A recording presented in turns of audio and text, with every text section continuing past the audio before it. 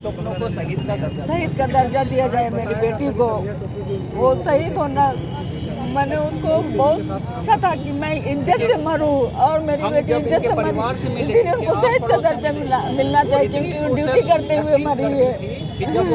तो इस सब को मतलब रात लेडीज को रात ड्यूटी नहीं देना चाहिए, पुलिस को रखवारी करते हैं ये सब। हमें लगता है कि ये सुनियोजित हत्या है, तो इसकी जांच हो, सीबीआई जांच हो, ये हम लोगों की मांग है। झारखंड की बेटी यहाँ बिल्कुल सुरक्षित नहीं है। पुलिस विभाग में होने के बावजूद, एक पावर में होने के बावजूद भी बेटियों के साथ इस तरह की घटना लगातार होती जा रही है।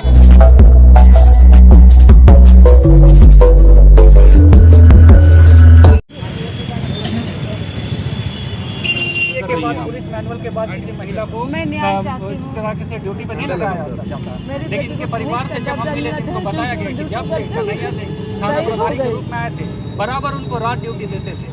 और जब ये घटना घटी, एक अपराधी जब पूरी बैरिकेडिंग को तोड़ते हुए पार करके आ रहा है, तो आप समझ सकते हैं कि मतलब 2 और 3 हवलदार के साथ इनको छोड़ दिया जाता है। ये कहीं संदेह के घेरे में है और इनका नौकरी मिले, और इसलिए हम लोग मांग करते हैं कि सीबीआई जांच हो और इनके परिवार को जो है अविलंब 50 लाख रुपया सरकार की तरफ से दिया जाए और साथ ही इनके परिवार के एक सदस्य को नौकरी दी जाए और संध्या टोकनों को शहीद का दर्जा दिया जाए मेरी बेटी को।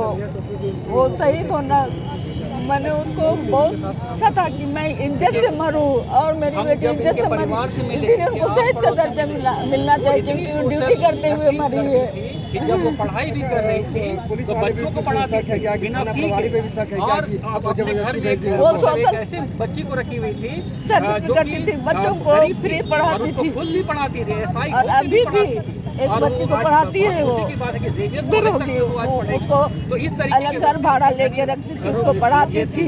ठीक है, संध्या टोकनो। तो इसीलिए हम लोग आज खड़े और अभी वो न्याय मिलना चाहिए, इंटर से पास किया, उसको जेबीआर में फॉर्म भी भर दी थी एडमिशन कराने के लिए। उसको बोली कि तुम पढ़ लिख के आगे बढ़ो ताकि आगे में तुम किसी और को पढ़ा सको और कोई गरीब को तुम मदद कर सको। ऐसी थी मेरी बेटी, तो उसको तो न्याय मिलना चाहिए। मांग करता हूँ हेमंत दादा से कि मेरा भगनी का जो भी केस हुआ उसे न्यायिक जांच मिलना चाहिए।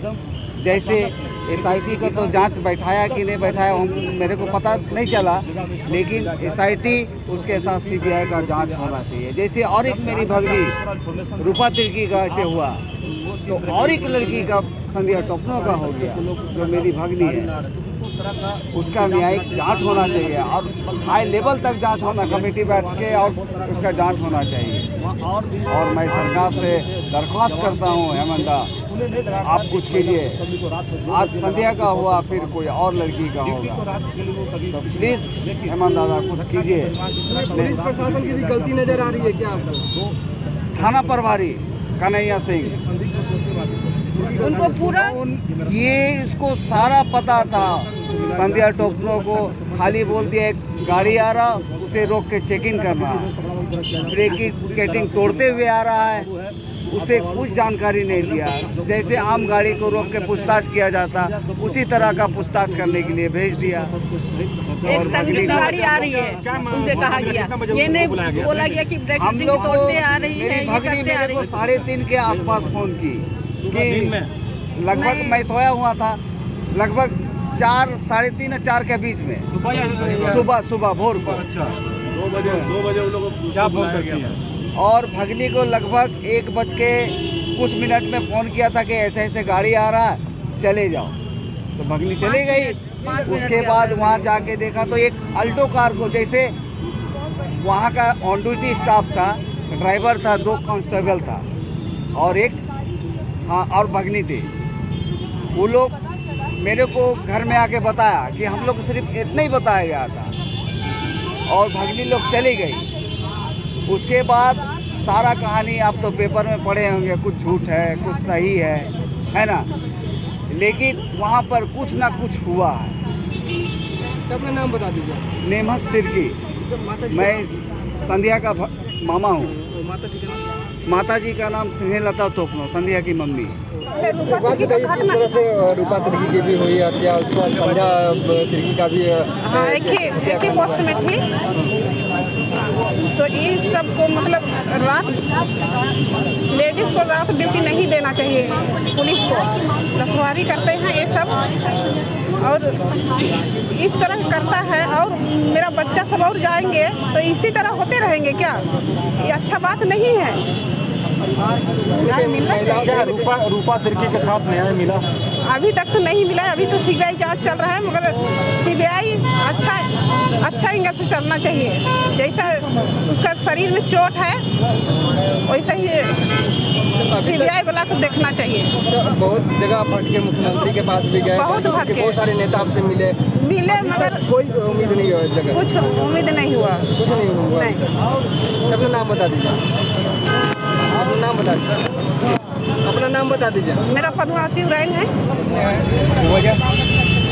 जैसे कि सब लोग जानते हैं कि तुपुदाना ओपी में तैनात हमारी बहन संध्या तपनो की हत्या होती है, और जिस हिसाब से इसको रोड एक्सीडेंट का रूप दिया जा रहा है, इससे भी हटकर इसके पीछे कहानी है, और हमें लगता है कि ये सुनियोजित हत्या है। तो इसकी जांच हो, सीबीआई जांच हो, ये हम लोगों की मांग है। और इस दुख की घड़ी में रूपा तिर्की का आप देख लीजिए, रूपा तिर्की की भी सुनियोजित हत्या, वही सेम तर्ज पर वही गो तस्कर की बात आ रही है, और भी बहुत सारी बातें होंगी। अगर इसकी जांच होगी तो बहुत सारी बातें खुल कर आएगी। हम लोग चाहते हैं कि उस परिवार को न्याय मिले और उस बहन संध्या को न्याय मिले।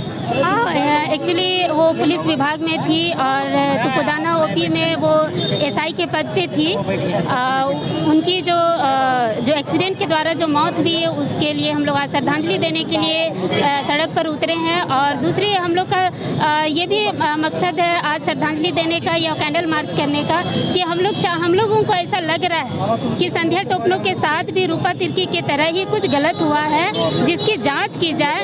और ये एसआईटी गठन करने से नहीं होगा, इसे सीबीआई जांच कराई जाए। हम लोग सरकार से मांग करते हैं, क्योंकि रूपा तिर्की को भी पुलिस ने एसआईटी गठित करके रूपा तिर्की की हत्या को भी वो नॉर्मल सुसाइड घोषित कर दी थी, उसी तरह इसे भी नॉर्मल एक्सीडेंट घोषित किया जा रहा है। लेकिन हमें ऐसा लग रहा है, पूरा रूपरेखा देखने के बाद और घर के अभिभावकों से बात करने के बाद, संध्या के गार्जियन से बात करने के बाद ऐसा लग रहा है कि सुनियोजित तरीके से संध्या की हत्या की गई। थाना प्रभारी को लेकर क्या सोच है आपकी? क्या लगता है थाना प्रभारी की गलती है? देखिए, थाना प्रभारी को पुलिस प्रशासन के द्वारा उन्हें निलंबित किया गया, तो ऐसा क्या कारण था कि उन्हें निलंबित किया गया? हम लोग ये जानना चाहते हैं। जब उनकी कोई गलती नहीं है, ये नॉर्मल एक्सीडेंट है, तो उन्हें क्यों निलंबित किया गया है?